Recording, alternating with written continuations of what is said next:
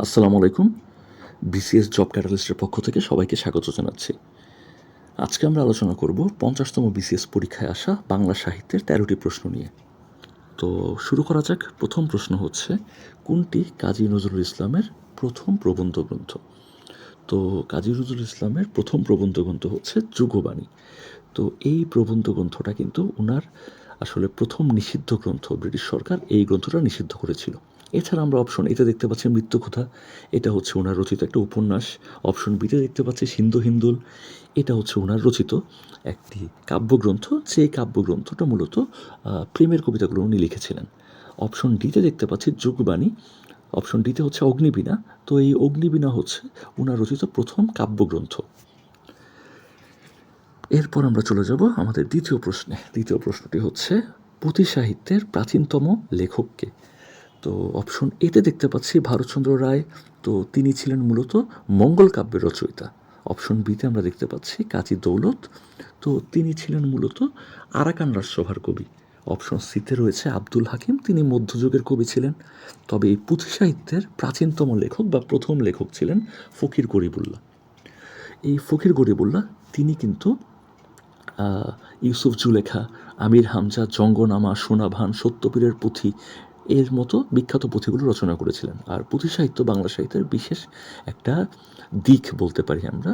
তো যেখানে মূলত ধর্মীয় চেতনায় আরবি ফার্সি ভাষাকে কেন্দ্র করে, ধর্মীয় চেতনার উপর ভিত্তি করে আসলে পুঁথি লেখা হতো এবং সেগুলো গাওয়া হতো। তাহলে পুঁথি সাহিত্যের প্রাচীনতম লেখক হচ্ছেন ফকির গরিবুল্লাহ।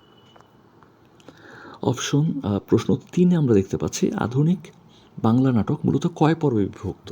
আধুনিক বাংলা নাটক মূলত আসলে ৫ পর্বে বিভক্ত। প্রথমেই নাটকটার সূচনা ঘটবে, তারপর দ্বিতীয় পর্বে আমরা পাবো নাটকের আসলে বিকাশ বা ব্যাপ্তি।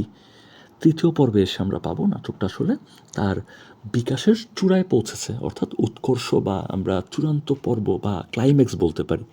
তারপর নাটকটা আসলে আস্তে আস্তে গুটিয়ে নিয়ে আসবে, বিমর্ষ অবস্থা বা গুটিয়ে নিয়ে আসবে, এবং অবশেষে নাটকটা শেষ হবে বা সমাপ্তির দিকে যাবে। এই ৫টা পর্বে আমাদের আধুনিক বাংলা নাটকগুলো বিভক্ত। তারপরের প্রশ্ন আমরা দেখতে পাচ্ছি, জসীমউদ্দিনের কবর কবিতাটি কোন পত্রিকায় প্রথম প্রকাশিত হয়?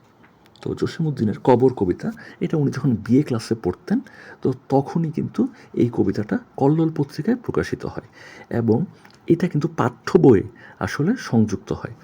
তো মাধ্যমিক পাঠ্যপুস্তকে এই কবিতাটা সংযুক্ত হয়ে যায়।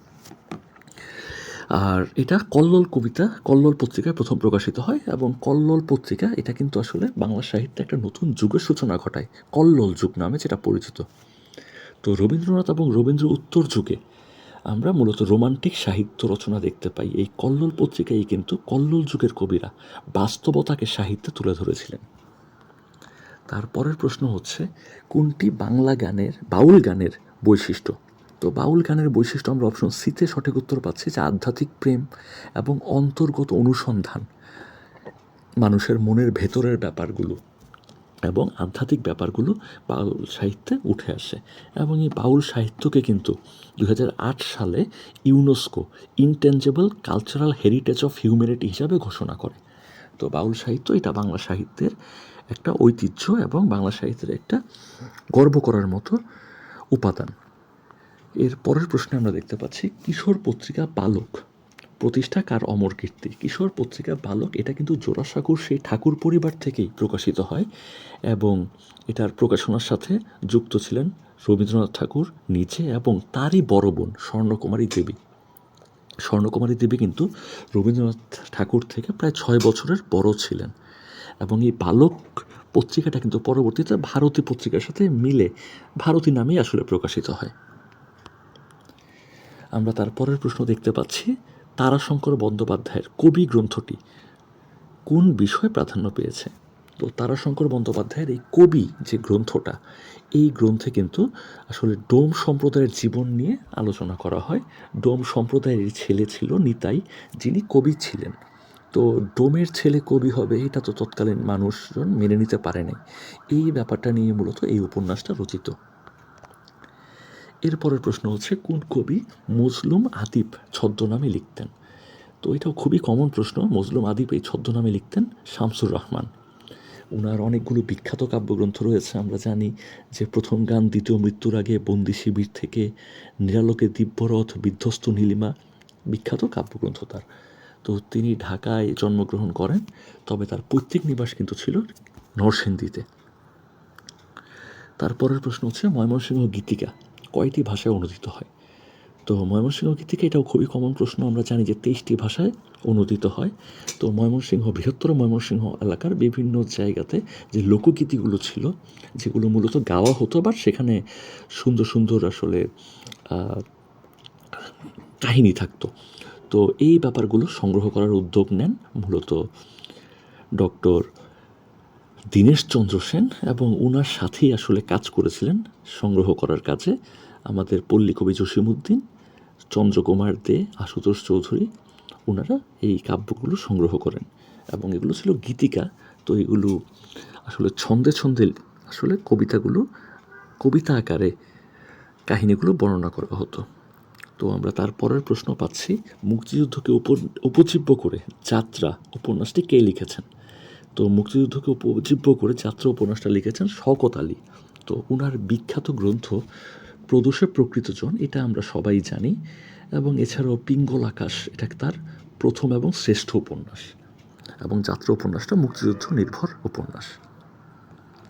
তারপরের প্রশ্ন হচ্ছে কা তারুবর পাঞ্চবিডাল বা কা তরুবর পঞ্চবিডাল।